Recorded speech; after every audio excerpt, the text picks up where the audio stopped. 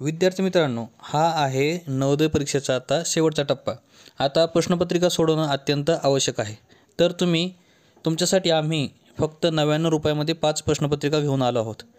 जर आपल्याला ते प्रश्नपत्रिका हव्या असतील तर खाली दिलेलं ॲप डाउनलोड करा, त्यामध्ये तुम्हाला प्रश्नपत्रिका मिळणार आहेत आणि तयारी करा नवोदय पास होण्यासाठी। धन्यवाद। आणि चॅट बॉक्समध्ये उत्तर देण्याचा प्रयत्न करा। 70 मीटर बाजू असलेल्या चौरसाभोवती मिताली धावते आणि 80 मीटर लांबी व 50 मीटर रुंदी असलेल्या काटकोन चौकोनाभोवती नुरी धावते। दोन फेऱ्यांमधल्या मिताली आणि नुरी यांनी कापलेल्या अंतराचा फरक किती असेल? मिताली आणि नुरी यांनी कापलेल्या अंतरामध्ये फरक तुम्हाला सांगायचा आहे। बघूया कोणाकोणाला या प्रश्नाचं उत्तर येतं तर। प्रश्न बघा आणि उत्तर तुम्हाला या ठिकाणी द्यायचं आहे।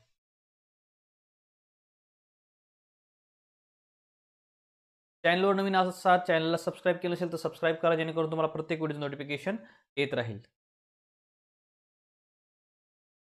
चॅट बॉक्समध्ये मी तुमचं उत्तर बघतो आहे, कोणाचं उत्तर येत आहे तर सर्वांनी उत्तर देण्याचा प्रयत्न करा।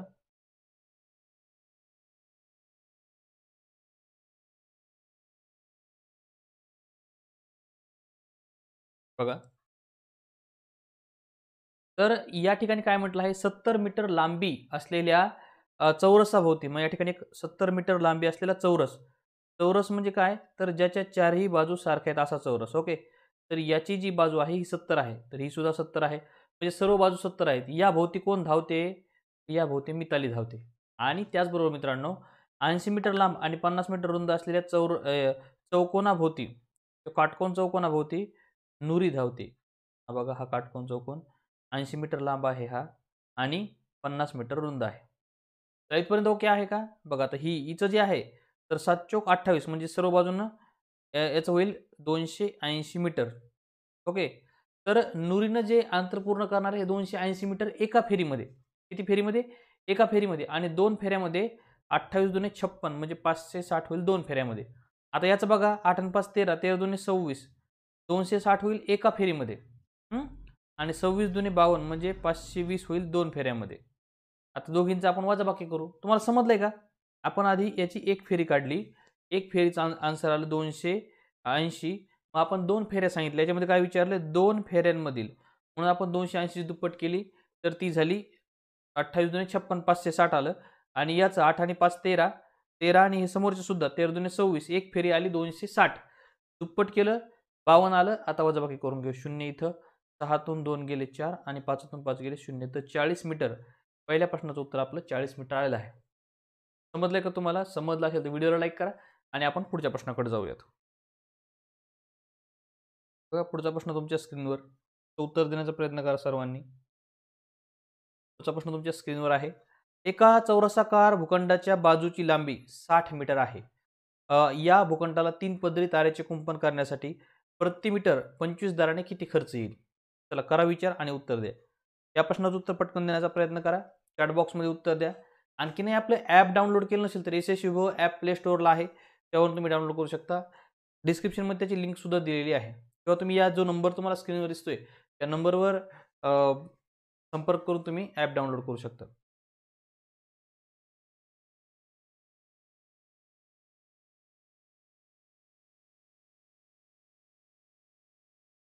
द्या लवकर लवकर उत्तर।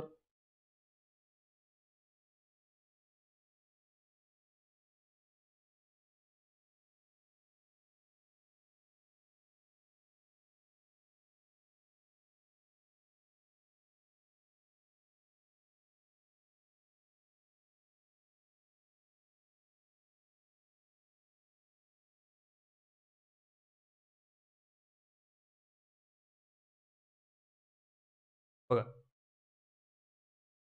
तर शोधूया आपण या प्रश्नाचं। तर या प्रश्नाचं उत्तर असं होईल, चौरसाकार भूखंडाच्या बाजूची लांबी 60 मीटर आहे। एक चौरसाकार भूखंड आहे आणि त्याची एक बाजू, चौरसाकार म्हणजे चारी बाजू सारखा असलेला, याची एक बाजू आहे 60। ओके, तर सर्व बाजू 60 असतील, म्हणजे 6 चोक 24 ते 240। का बरं? कारण आपण जर चौरसाचं परिमिती काढायची ठरवली तर 4 गुणिले बाजू असं करतो। मग या ठिकाणी 4 गुणिले बाजू बघा, 4 गुणिले बाजू, तर 4 गुणिले बाजू म्हणजे किती? 60, आणि याचं उत्तर आलं 240। आणि 25 रुपये दराने 25 रुपये प्रति मीटरनं किती खर्च येणार आहे आणि त्यामध्ये 3 पदरी कुंपण घालायचे, लक्षात ठेवा. मग हे 240 आलं, तर आपल्याला 3 ने गुणा लागून, कारण याची 3 पदरी करायची आपल्याला, बरोबर. 3 0 0 3 चौक 12 2 हात 4 1 3 2 6 आणि 1 7. चला इथपर्यंत समजलंय का तुम्हाला बघा. आणि आता 25 रुपये खर्च आहे एका मीटरचा.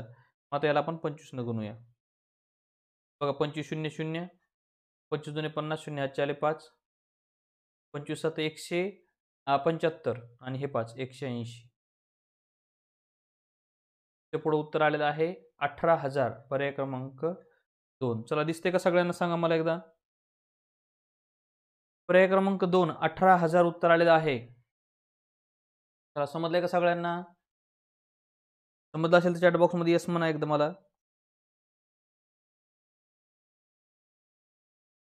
पुढच्या प्रश्नाकडे जाऊयात. विद्यार्थी मित्रांनो, हा आहे नवोदय परीक्षेचा आता शेवटचा टप्पा. आता प्रश्नपत्रिका सोडवणं अत्यंत आवश्यक आहे. तर तुमच्यासाठी आम्ही फक्त 99 रुपयामध्ये 5 प्रश्नपत्रिका घेऊन आलो आहोत. जर आपल्याला ते प्रश्नपत्रिका हव्या असतील तर खाली दिलेलं ॲप डाउनलोड करा.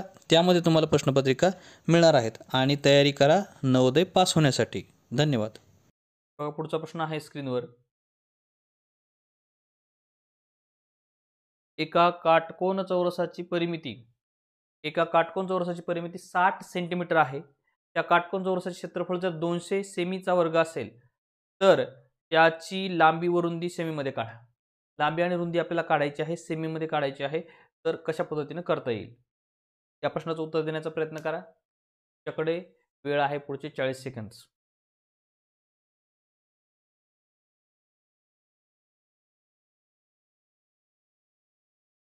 करा लवकर लवकर.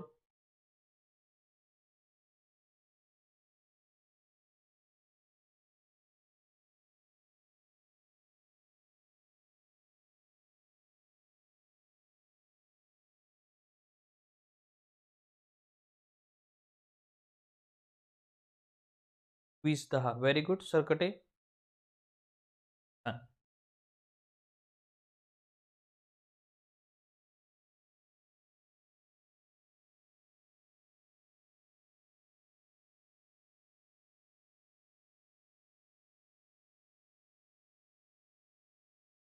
बघा या प्रश्नाचं उत्तर सोडूया आपण. बघा या ठिकाणी प्रश्न काय म्हणतो, एका चौरसाची परिमिती किती आहे? 60 आहे. चौकोनाची परिमिती म्हणजे आपण हा चौकोन काढला, याची परिमिती 60 आहे. तर याच्यामध्ये 60 कोणाचं परिमिती ती बघू. तर आणि क्षेत्रफळ सुद्धा काय पाहिजे आपल्याला? 200 पाहिजे. तर 200 कोणाचा गुणाकार होतो बघू. 19 गुणिले 11 हा काय होणार नाही? 200 होणार नाही. म्हणजे हा पर्याय कट होईल आपला. 25 5 125 हा पर्याय सुद्धा कट होईल आपला. 16 गुणिले 14 सुद्धा 200 होत नाही. म्हणजे आपला शेवटचा पर्याय जो आहे त्याचं उत्तर 200 येतं. आणि त्याचबरोबर जर आपण याची परिमिती काढली तर 20 20 10 10 या सर्वांची जर बेरीज केली आपण तर 2 आणि 2 4 आणि 2 6.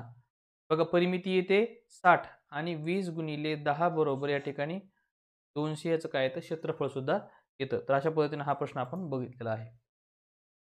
पुढचा प्रश्न तुमच्या समोर आहे. एका घनाकृतीचे घनफळ 36,000 सेमीचा वर्ग आहे आणि तिची रुंदी आणि उंची अनुक्रमे 30 सेमी व 20 सेमी आहे. तर तिची लांबी किती? लांबी काढायची आहे तुम्हाला. बघा विचार करा आणि उत्तर देण्याचा प्रयत्न करा.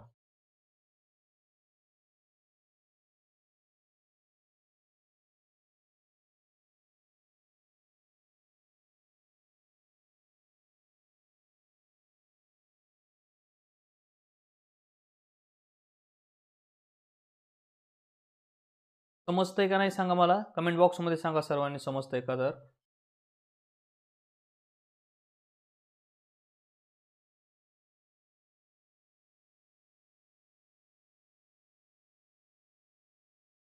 कार्तिकी हॅलो.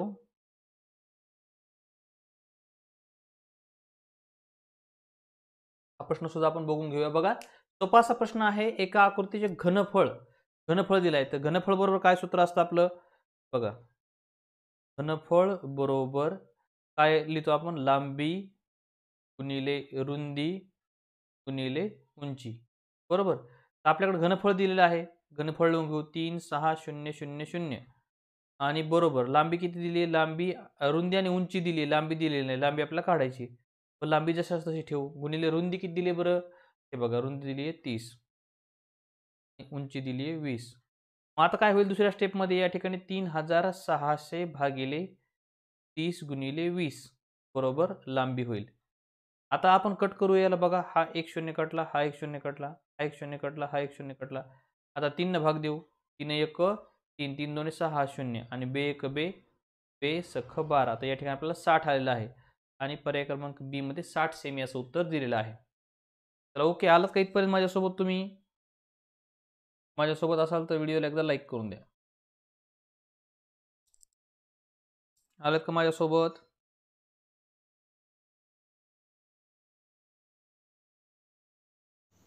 विद्यार्थी मित्रांनो, हा आहे नवोदय परीक्षेचा आता शेवटचा टप्पा.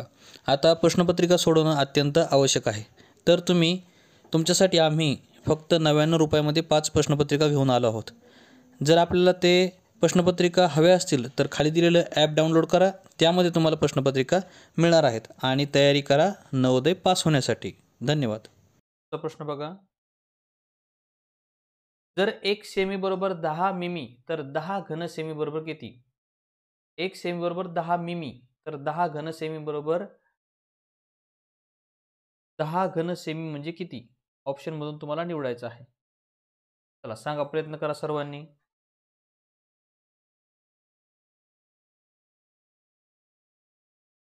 प्रत्येकाने ट्राय करण्याचा प्रयत्न करा.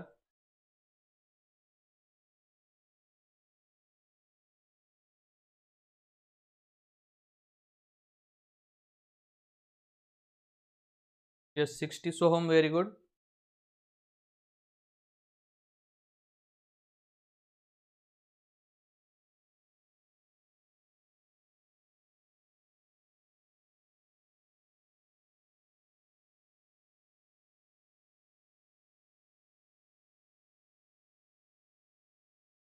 द्या लवकर लवकर उत्तर, सर्वांनी प्रयत्न करा. बघा काय म्हटलं आहे, 1 सेमी बरोबर 10 मिमी. तर आपल्याला घन सेमी काढायचे. तर 1 सेमी बरोबर 10 मिमी. तर 10 घन सेमी म्हणजे 1 घन सेमी बरोबर 1 सेमी बरोबर घन म्हणजे काय असतं? आताच आपण बघितलं होतं, लांबी गुणिले रुंदी गुणिले उंची. मग या ठिकाणी 1 चे 10 होतात. मग ह्या 10 ने जर आपण 10 गुणिले 10 गुणिले 10 केलं तर उत्तर काय येईल बघा या ठिकाणी.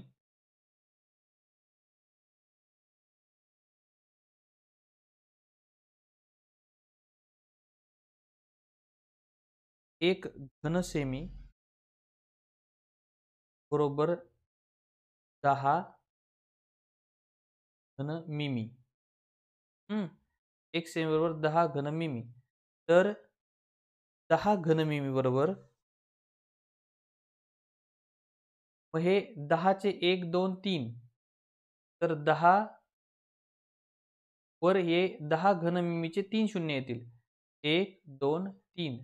म्हणून याचं उत्तर येणार आहे आपलं पर्याय क्रमांक. किती शून्य आले हे सगळे? 4 शून्य. घन मिमी. 10 घन सेमी बरोबर सी ऑप्शन 10,000 घन मिमी.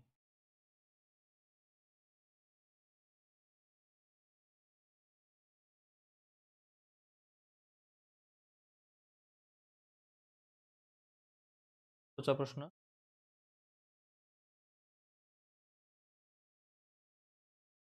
बघा. या ठिकाणी तुम्हाला उत्तर द्यायचं या प्रश्नाचं.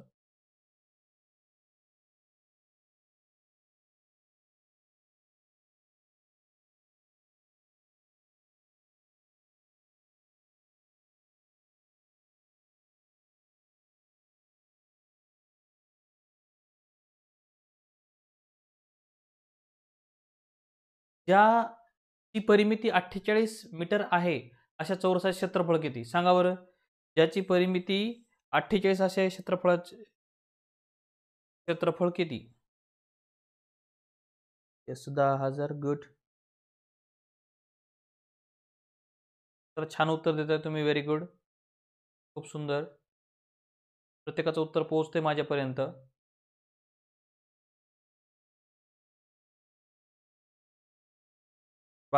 सोहम बावस्कर बी. गुड.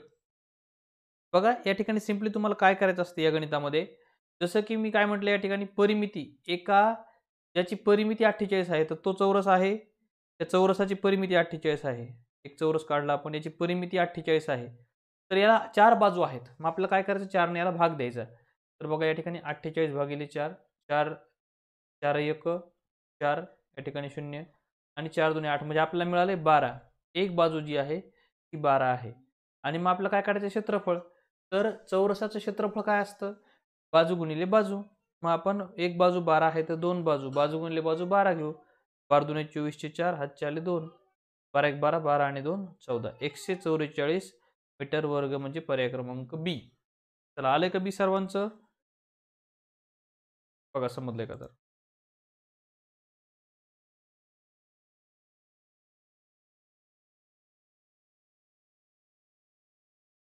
बी बरोबर आहे.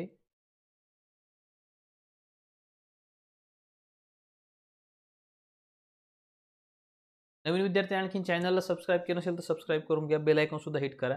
जेणेकरून तुम्हाला प्रत्येक वेळेस नोटिफिकेशन मिळत राहील.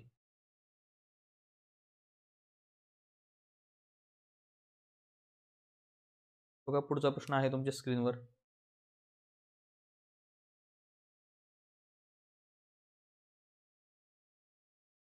ठिकाणी या प्रश्नाचं उत्तर देण्याचा प्रयत्न करायचा आहे. पुढच्या प्रश्नाचा प्रश्न मी तुमच्यासाठी वाचतो एकदा बघा.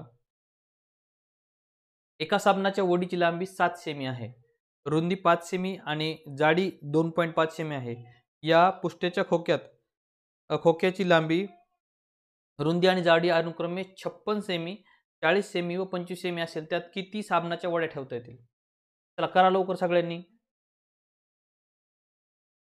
या उत्तर पटापट.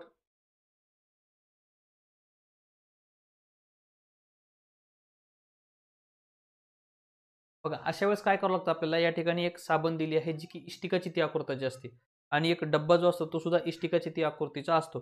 आपल्याला या ठिकाणी काय करावं लागेल, इष्टिकाची तिचं घनफळ काढावं लागेल. लांबी गुणिले रुंदी गुणिले उंची. आणि या ठिकाणी साबणाच्या वडीत सुद्धा लांबी गुणिले रुंदी गुणिले उंची करावं लागेल. या ठिकाणी आपण करूया लांबी गुणिले रुंदी गुणिले उंची आणि भागिले सेम लांबी गुणिले रुंदी गुणिले उंची. का बरं दोन्ही सेम करतो आहोत? कारण एकामध्ये खोकं मोठं आहे. हे खोकं घेऊ आपण 56 गुणिले 40 गुणिले 25 आणि त्याला भागिले केलं आपण 7 गुणिले 5 गुणिले 2.5. 7 गुणिले 5 गुणिले 2.5. आता याला भागाकार करूयात. बघा या ठिकाणी 5 1 5, 5 48, 7 1 7, 7 8 56 आणि आता इथं बघा हे 2.5 आहे, याचं 10 पट म्हणजे 25. 1 आणि इथं 8 8 8 64 आणि हे 64 10 640. या ठिकाणी आपलं 640 उत्तर आलेलं आहे, जे की ऑप्शन नंबर बी मध्ये आहे. चला समजलंय का सांगा एकदा चॅट बॉक्समध्ये मला सगळ्यांनी. 640 व्हेरी गुड. गणेश पांगे, राम घुमरे व्हेरी गुड. बेहेरे, वैष्णवी बेहेरे. रोज क्लास असतो आपला लाईव्ह क्लास, रोज लाईव्ह क्लासला या.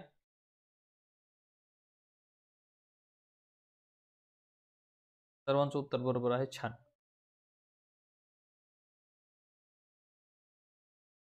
तुझा प्रश्न तुमच्या स्क्रीनवर बघा.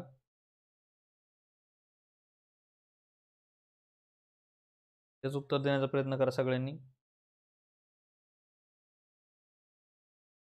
या प्रश्नाचं उत्तर देण्याचा प्रयत्न करा सर्वांनी.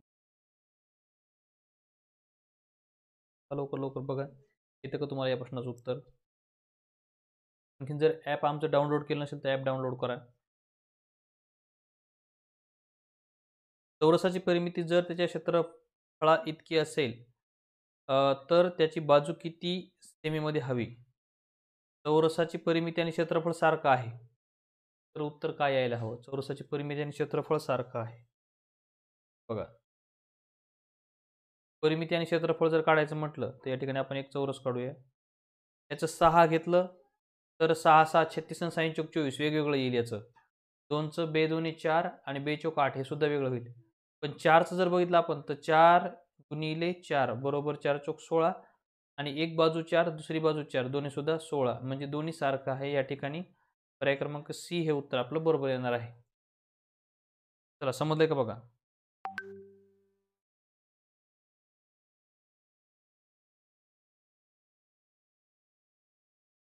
पुढचा प्रश्न तुमच्या स्क्रीनवर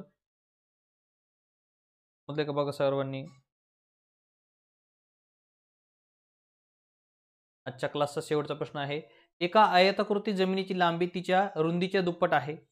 8 मीटर बाजू असलेल्या चौरसाकृती पोहण्याच्या तलावाने त्या भूखंडाचा 1/8 भाग व्यापला आहे. तर त्या भूखंडाची लांबी किती?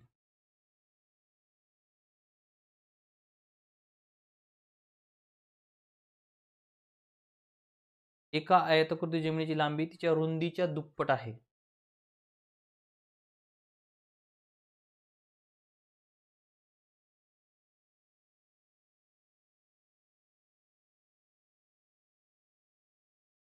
सांगा लवकर लवकर. चॅट बॉक्समध्ये उत्तर देण्याचा प्रयत्न करा सर्वांनी.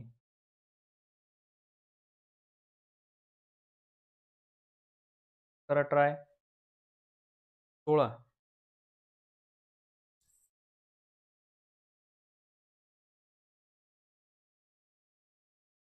2 सेमी नाही येणार. 4 सेमी उत्तर लिहा आधीच्या प्रश्नाचं.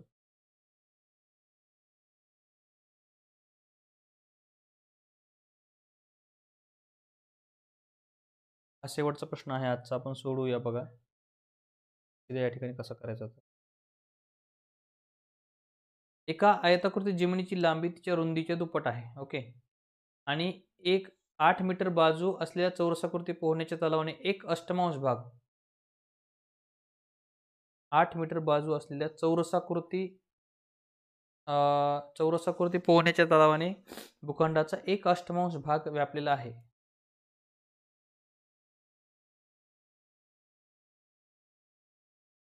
चौरसाकृती म्हटलं तर 8 8 64. त्या ठिकाणी एक पूर्ण असा एक आयत आहे आणि ह्या आयतामध्ये एक जो आहे एक चौरसाकृती तलाव आहे.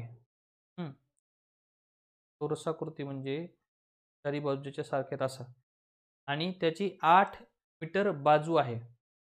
8 मीटर म्हणजे 8 8 64. तर हा 1/8 आहे. 1/8 म्हणजे किती? एक 8 भाग आणि मग 8 8 64 जर आपण म्हटलं तर हा 1/8 जर भाग असेल तर हे पूर्ण भाग 8 असतील. मग 64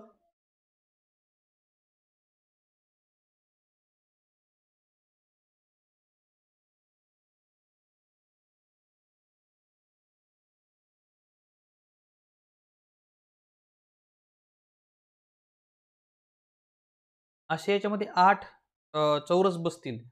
8 चौरस असल्यानंतर वर 4 खाली 4 आपण जर ठेवले तर 8 1 8 8 2 16 8 3 8 4 32.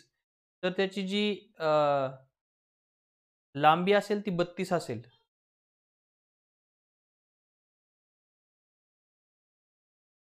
आणि रुंदी असेल 16. लांबी आपल्या भूखंडाची लांबी पाहिजे ती असेल 32. तर येते का लक्षात? काय आलं तुमचं उत्तर? येस 32. अगदी बरोबर.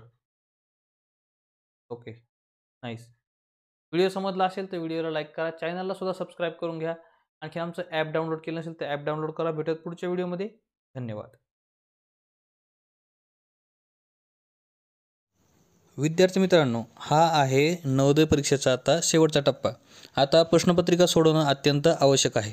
तर तुमच्यासाठी आम्ही फक्त 99 रुपयामध्ये 5 प्रश्नपत्रिका घेऊन आलो आहोत.